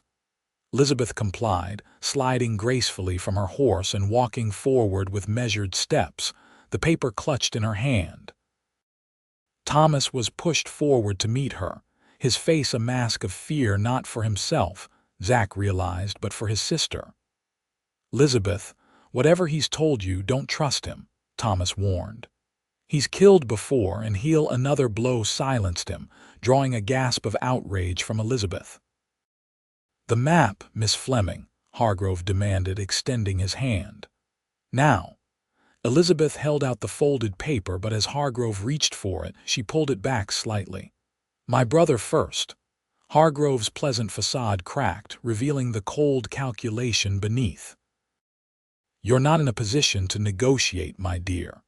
The map, or I'll have Mercer put a bullet in your brother's head." At his words, a man stepped out of the shadows. Jake Mercer, the scarred gunman from Casa Grande. He placed the barrel of his revolver against Thomas's temple with a cruel smile. Zach had seen enough. With practiced precision, he took aim and fired.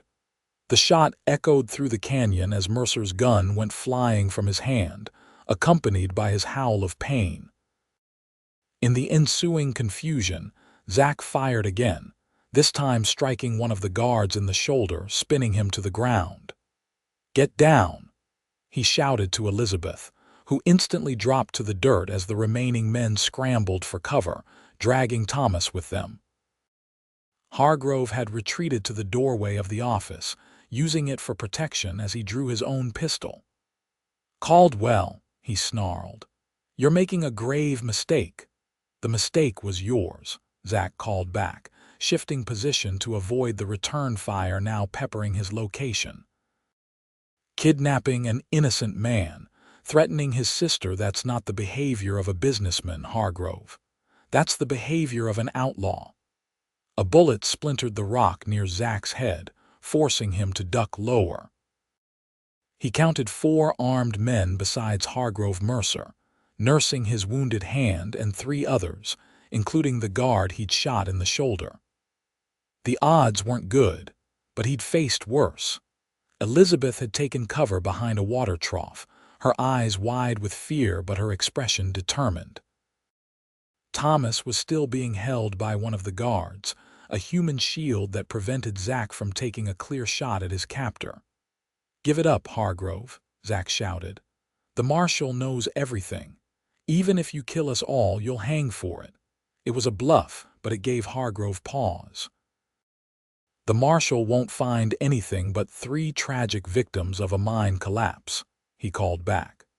"This shaft has been unstable for years. Such a shame about the Flemings and that bounty hunter who tried to save them."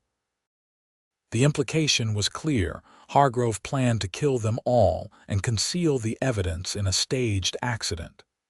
It was a clever plan, one that might well work given the remote location and Hargrove's influence in the territory. Zach needed to even the odds. Taking careful aim, he fired at the lantern hanging outside the office door. It exploded in a shower of glass and flaming oil, forcing Hargrove and his men to scramble away from the spreading fire. In the confusion, Thomas broke free from his captor, ramming his shoulder into the man's stomach and running toward Elizabeth's position. "Thomas," she cried, reaching out to pull her brother to safety behind the water trough. The momentary distraction gave Zach the opening he needed. He fired twice more, dropping another of Hargrove's men with a shot to the leg. 3 down, 2 to go plus Hargrove himself. The fire was spreading rapidly, the dry wooden timbers of the old mine office catching quickly. Hargrove and his remaining gunmen were now caught between the flames and Zach's position. "It's over, Hargrove," Zach called. "Surrender now." For a moment, it seemed the mine owner might comply. Then, with a snarl of rage, He fired wildly in the direction of the water trough where Elizabeth and Thomas had taken cover. The siblings ducked lower, but not before Thomas cried out, clutching his arm where a bullet had grazed him. Something snapped inside Zach at the sound of Thomas's pain and Elizabeth's frightened gasp. Cold fury replaced tactical calculation as he rose from cover and advanced on Hargrove's position, firing methodically. The last gunman went down with a bullet to the chest. Mercer, attempting to aim with his left hand, took a shot to the shoulder that spun him to the ground. Only Hargrove remained, backing away from the advancing bounty hunter, his face contorted with fear and hatred. "Stay back," he shouted, firing his last bullet at Zach and missing wildly. Zach continued his relentless approach, his revolver trained unwaveringly on Hargrove's heart. "Drop the gun," he commanded, his voice as cold as a mountain stream. Hargrove's empty pistol clattered to the ground. "You're making a mistake, Caldwell," he said, his voice taking on a wheedling tone. "There's gold in that hill worth millions. We could be partners. Split it 3 ways, you, me, and the Flemings. Everyone wins." "Gold bought with innocent blood isn't worth having," Zach replied. "Turn around. You're under arrest for kidnapping and attempted murder." As he moved to secure Hargrove, a movement in his peripheral vision alerted him Mercer, not as incapacitated as he'd appeared, lunging toward the water trough with a knife in his left hand. Toward Elizabeth. "Elizabeth!" Zach shouted, spinning away from Hargrove and firing in one fluid motion. His bullet caught Mercer in the chest, dropping the scarred gunman in his tracks mere feet from where Elizabeth knelt beside her wounded brother. The distraction was all Hargrove needed. With a desperate cry, he dashed toward the burning office, disappearing inside before Zach could stop him. "Hargrove," Zach called, rushing toward the blazing structure. But the heat was too intense, the flames too high. As he watched in horror, the roof collapsed inward with a thunderous crash, sending sparks spiraling into the night sky. Gregory Hargrove had chosen his own fate, rather than face justice. Zach turned back to find Elizabeth helping Thomas to his feet, her face streaked with soot and tears. The siblings clung to each other, the relief and joy of their reunion palpable even amidst the chaos of the burning mine. "Are you both all right?" Zach asked, approaching them with concern. "Thanks to you," Thomas replied, extending his uninjured hand. "Thomas Fleming." "I believe I owe you my life, sir." Zach shook the offered hand, nodding respectfully. "Zachary Caldwell, your sister's the one you should thank. She never gave up on finding you." "I never doubted she would," Thomas said with obvious affection, squeezing Elizabeth's shoulder. "My sister is the most determined woman in creation when she sets her mind to something." Elizabeth smiled through her tears. "We need to tend to your arm, Thomas, and then you have quite a story to tell us." As they made their way to the horses, leaving the burning mine office behind them, Thomas explained what had happened. Professor Whitman had discovered evidence of a massive gold deposit near Silver Creek while conducting geological surveys for the university. Knowing the ethical implications of his discovery, he had entrusted Thomas with delivering his findings to Hargrove, the legal owner of the nearest mining claim. Whitman believed Hargrove would develop the find responsibly, creating jobs and prosperity for the territory. Thomas explained as they rode slowly back toward Casa Grande, the first light of dawn breaking over the eastern mountains. He had no idea the man was a murderer. "What happened after you delivered the map?" Elizabeth asked, riding close beside her brother as if afraid he might disappear again. Hargrove seemed cordial enough at first, thanked me for bringing such valuable information, offered me a tour of his current operation. Thomas winced as his injured arm brushed against his side. It was only when I returned to Casa Grande that I realized the implications of what I'd delivered. Whitman sent a telegram warning me that another geologist had been found dead under suspicious circumstances, a man who had been working the same area. "So you hid the map," Zach concluded. "That's why Hargrove kidnapped you. He needed to know where you'd hidden it." Thomas nodded grimly. "I suspected Hargrove might come after me, so I secured the map where he wouldn't find it. Then I checked out of the hotel, planning to leave town immediately. But Mercer and his men were waiting for me. They took me to the Teller mine, where Hargrove had already begun preliminary excavations based on his memory of the map." "Why didn't he just kill you immediately?" Elizabeth asked, her voice breaking slightly at the thought. "He needed me alive to find the map," Thomas explained. "And when I wouldn't tell him, he decided to use me as bait to lure you, hoping you might know where I'd hidden it." "But I didn't," Elizabeth said in confusion. "I didn't even know what map they were talking about until Professor Whitman's telegram arrived." Thomas smiled weakly. "I know. But Hargrove was desperate. The map showed exactly where to dig for the main gold vein. Without it, he might spend years and thousands of dollars excavating in the wrong places." "What did you show him back at the mine?" Zach asked Elizabeth. "You offered him a paper." Elizabeth's lips curved in a small, satisfied smile. "A hand-drawn map of Boston Common. I thought it might buy us enough time for you to make your move." Zach couldn't help but admire her quick thinking. "And the real map? Where is it?" "I mailed it to myself," Thomas replied. "General delivery, Casa Grande Post Office. I figured it would be the last place Hargrove would think to look." They reached Casa Grande just as the town was beginning to stir, the early morning sun gilding the dust-colored buildings. Marshal Jenkins was preparing to lead his promised posse out to the Teller mine when they rode in, his expression changing from determination to shock at the sight of the battered but triumphant trio. "Fleming," he exclaimed, "you're alive." "Thanks to Mr. Caldwell and my sister," Thomas confirmed wearily. "Hargrove is dead, Marshal, caught in a fire of his own making at the Teller mine. His men are either dead or wounded and awaiting your collection." Jenkins's eyebrows shot up in astonishment. "Well, I'll be damned. You three have been busy while I've been sleeping." The next few hours passed in a blur of activity. Jenkins dispatched his deputies to the Teller mine to secure the surviving kidnappers. Thomas's wound was treated by the town doctor, a clean graze that would heal nicely with proper care. The map was retrieved from the post office and turned over to Jenkins as evidence of Hargrove's motive.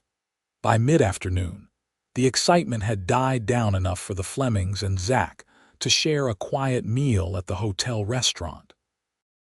Thomas, though tired and sore, was in good spirits, his ordeal having left his body bruised but his mind sharp and resilient. "The university will need to decide what to do about the gold find," he said thoughtfully. "Professor Whitman believes it should be developed responsibly, with proper oversight and fair treatment of workers. Perhaps the territorial government will take an interest." "That's for others to worry about," Elizabeth said firmly. "All that matters is that you're safe, and we can continue to San Francisco as planned." The reminder of their imminent departure sent an unexpected pang through Zach's chest. In the chaos of the rescue and its aftermath, he hadn't had time to consider what would come next. The Wallace brothers were likely long gone from the area by now, the bounty lost to another hunter. Yet strangely, that thought didn't trouble him as much as the idea of Elizabeth leaving. Thomas, observant despite his fatigue, glanced between his sister and Zach with sudden understanding. "Actually," he said carefully, "I've been thinking about that. After everything that's happened, I'm not sure rushing to San Francisco is wise. My arm needs time to heal properly, and I confess the journey seems more daunting now than it did before." Elizabeth frowned in concern. "What are you suggesting, Thomas?" "Perhaps we might stay in Casa Grande for a time," he suggested. "A week or two until I'm fully recovered. The law firm in San Francisco has waited this long. They can wait a bit longer." Zach caught the knowing look Thomas sent his way and felt a mixture of gratitude and apprehension. Was he that transparent? Could the professor read so easily what Zach himself was only beginning to acknowledge? "Well," Elizabeth said slowly, her eyes meeting Zach's briefly before darting away, "I suppose that would be sensible, if the marshal doesn't object to us remaining in town. I'm sure Jenkins would welcome having 3 heroes of Casa Grande stay a while longer," Zach found himself saying. "Might even get a discount at the hotel." Thomas smiled broadly. "Excellent. Then it's settled. We'll stay on for a bit, and I'm sure Mr. Caldwell can recommend all the local attractions during our extended visit." "There aren't many," Zach admitted with a small smile.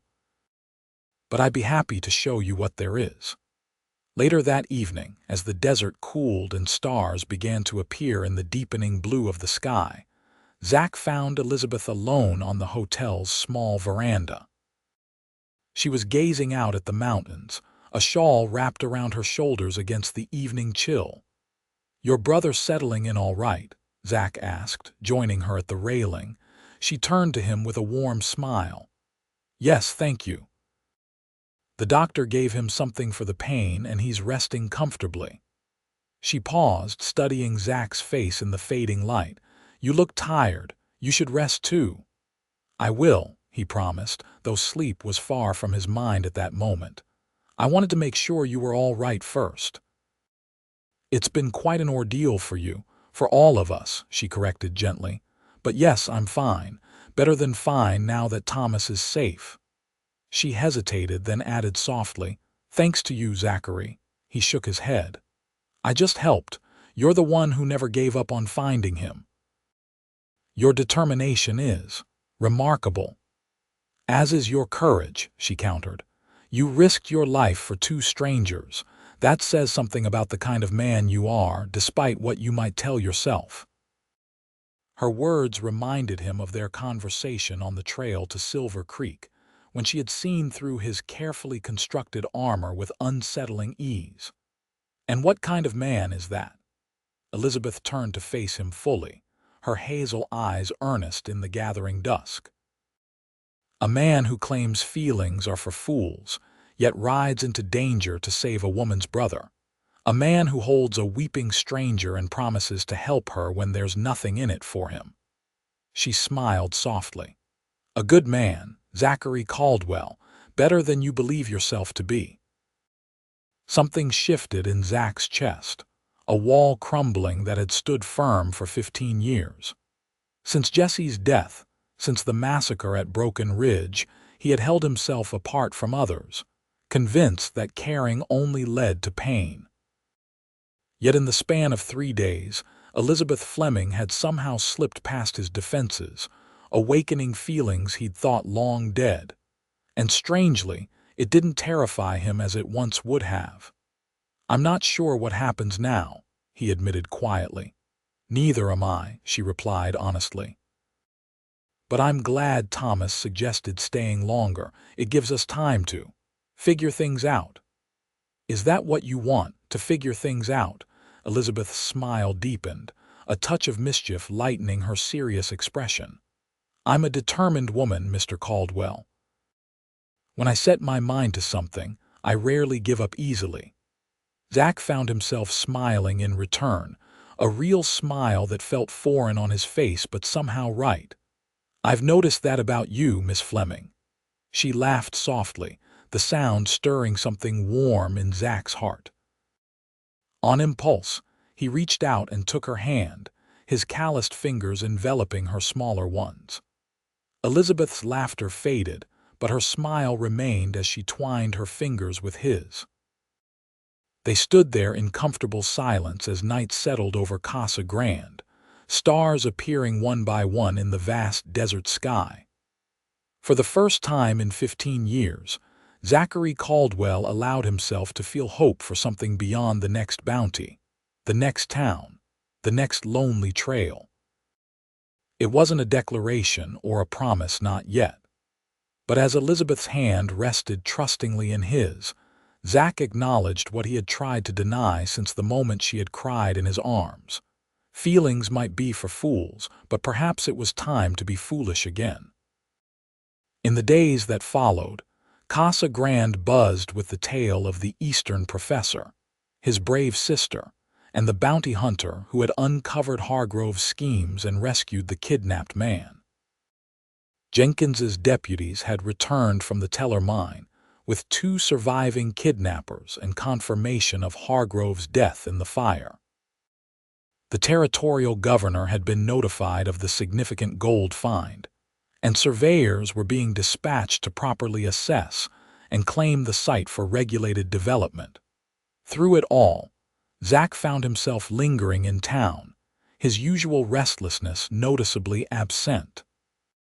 Each morning brought the quiet pleasure of breakfasting with Elizabeth and Thomas at the hotel. Each afternoon offered new opportunities to show Elizabeth the beauty he'd always taken for granted in the desert landscape.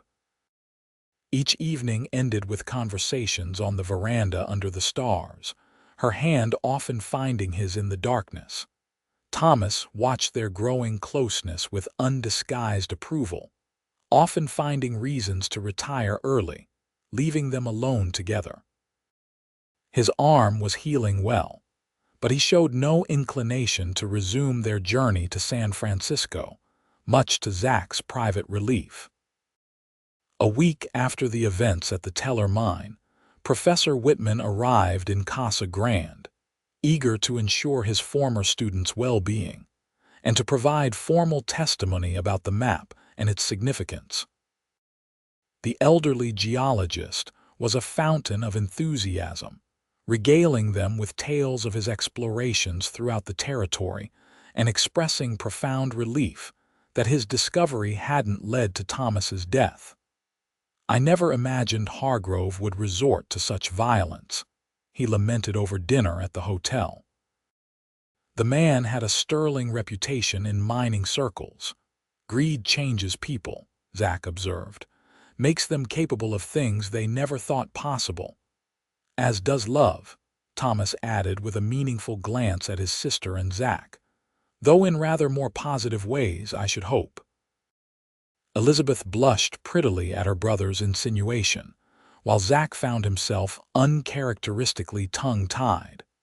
They hadn't spoken openly of what was developing between them, though the silent understanding grew stronger with each passing day. Later that evening, after the professor and Thomas had retired, Zach invited Elizabeth for a walk through the quiet town. The moon was full, bathing the dusty streets in silver light and transforming the humble buildings into something almost magical. "I received a telegram today," Zach said as they strolled arm in arm. "The Wallace brothers were captured near Prescott 3 days ago." Elizabeth glanced up at him, concern in her eyes. "The bounty you were pursuing when we met, I'm sorry you lost it." Zach shook his head. "I'm not. Some things are worth more than money." Her fingers tightened on his arm.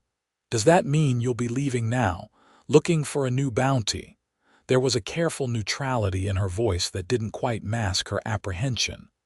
Zach stopped walking, turning to face her in the moonlight. "I've been thinking about that," he said slowly. "Bounty hunting is a lonely life, dangerous, not much room for." He hesitated, searching for the right words, for other considerations. "Other considerations," Elizabeth repeated, a small smile playing at the corners of her mouth. "Is that what I am to you, Zachary? A consideration?" Despite the teasing in her tone, Zach could see the vulnerability in her eyes. This remarkable woman who had faced down kidnappers and risked her life for her brother was afraid of his answer. "You're much more than that," he admitted quietly. "You're the woman who made me feel again, Elizabeth, who reminded me there's more to life than tracking wanted men and collecting rewards." Her smile softened, her eyes bright with emotion in the moonlight. "And what will you do with that reminder?" It was a fair question, one he'd been asking himself for days. The bounty hunting life was all he'd known for 15 years, but it was a life built for a man who cared for nothing and no one. It didn't fit the man he was becoming, the man Elizabeth saw in him. "Jenkins offered me a job today," he revealed. "Deputy Marshal for the Casa Grande district. Said he could use a man with my skills who's not afraid to stand up to the likes of Hargrove." Elizabeth's expression brightened with hope. "And did you accept?" "Told him I needed to discuss it with someone first," Zach replied, taking both her hands in his. "Someone whose opinion matters a great deal to me."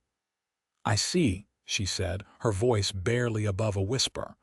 "And what would you like this person's opinion on, specifically?" Zach took a deep breath, more nervous than he'd been facing down Hargrove's gunmen. On whether she might consider staying in Casa Grande rather than continuing to San Francisco. On whether she might allow a former bounty hunter to court her properly, with honorable intentions. On whether, in time, she might consider building a life here with him. Elizabeth's eyes widened, her lips parting in surprise at his declaration. For a terrible moment, Zach feared he had misread the signals, rushed too quickly. Then a radiant smile bloomed on her face, and she stepped closer, her hands tightening around his.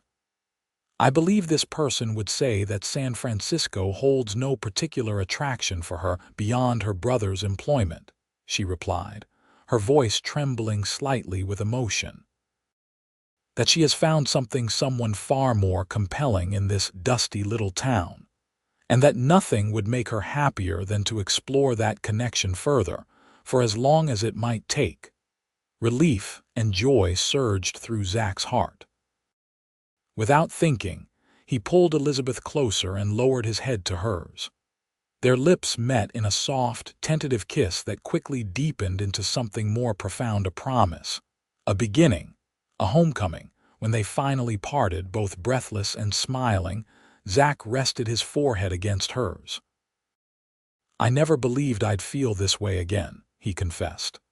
"After Jesse, after everything that happened at Broken Ridge, I convinced myself that feelings were for fools, that caring for someone only led to pain. And now," Elizabeth prompted gently, her fingers tracing the line of his jaw. "Now I think perhaps the real foolishness was in denying the possibility of happiness," he answered, "in refusing to take the risk of loving again." Elizabeth's smile was like sunrise breaking over the desert. "Does that mean you'll accept the marshal's offer?" "It does," Zach confirmed. "Casa Grande needs a deputy who knows the territory, and I find I've developed a strong attachment to the place." "Just to the place?" she teased. He chuckled, drawing her close again. "To a certain determined lady who cried in my arms and then proceeded to turn my entire life upside down." "I make no apologies for that," Elizabeth murmured against his lips.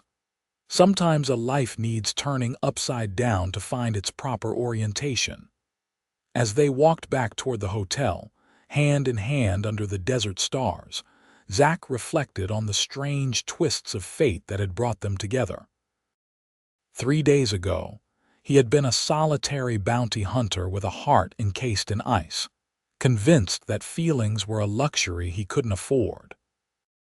Now, with Elizabeth's hand warm in his and a future stretching before them filled with possibilities, Zachary Caldwell was learning that perhaps the greatest luxury was allowing oneself to feel after all. 2 years later, the town of Casa Grande gathered to celebrate the first anniversary of Marshal Zachary Caldwell's appointment to replace the retiring Jenkins.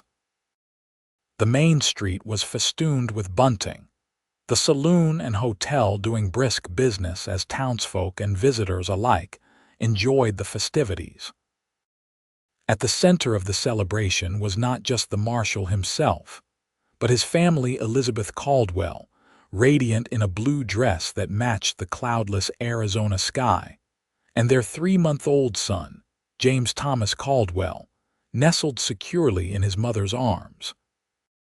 "You've transformed this town," Thomas Fleming remarked to his brother-in-law as they stood watching the impromptu band setting up for dancing in the town square. "Hard to believe it's the same Casa Grande I was kidnapped in." Zach smiled, his eyes never straying far from his wife and son. The town was ready for change, just needed someone to stand up to the Hargroves of the world. Thomas nodded in agreement. His position at the newly established Casa Grande Academy of Arts and Sciences, founded with funds from the regulated development of the Teller gold mine, had given him a new purpose. Under his guidance, the small school was attracting students from across the territory, bringing education and culture to the once rough mining town. "Elizabeth looks happy," Thomas observed. "Motherhood suits her." "She's extraordinary," Zach agreed, his voice softening with emotion that he no longer tried to hide. "I still wonder sometimes what I did to deserve her." "You saw her strength when others saw only a woman in distress," Thomas replied, "and you were brave enough to let her see past your defenses. I'd say you're well matched." As if sensing their discussion, Elizabeth looked up and caught Zach's gaze across the square. The smile she gave him radiant, loving, filled with shared memories and silent promises, still had the power to take his breath away. Excusing himself from Thomas, Zach made his way to his wife's side, sliding an arm around her waist as he gazed down at their sleeping son. James had his mother's eyes and his father's strong jaw, a perfect blend of them both. "Happy," he murmured against her temple. Elizabeth leaned into his embrace, her free hand coming up to rest over his heart. "Completely," she assured him. "And you?" Zach thought back to that night 2 years ago when a tearful woman had fallen into his arms and cracked open the ice around his heart. How foolish he had been to think feelings were a weakness, something to be avoided at all costs. Elizabeth had taught him that the true strength lay in opening oneself to love, in risking pain for the chance at joy. "I'm the luckiest man in the Arizona Territory," he replied, pressing a kiss to her forehead. "Maybe in the whole damn country." Elizabeth laughed softly, mindful of their sleeping son. "Such language, Marshal Caldwell. What would your constituents say?" "They'd say their marshal is besotted with his wife," he teased back. "And they'd be right." As the band struck up a lively tune and couples began to dance in the town square, Zach held his family close, marveling at how completely his life had changed. The solitary bounty hunter who once believed feelings were for fools had found his true calling not just as a lawman, but as a husband and father, as a man who had learned to embrace the full range of human emotion. And it had all begun with a woman's tears and the courage to comfort her when she needed it most.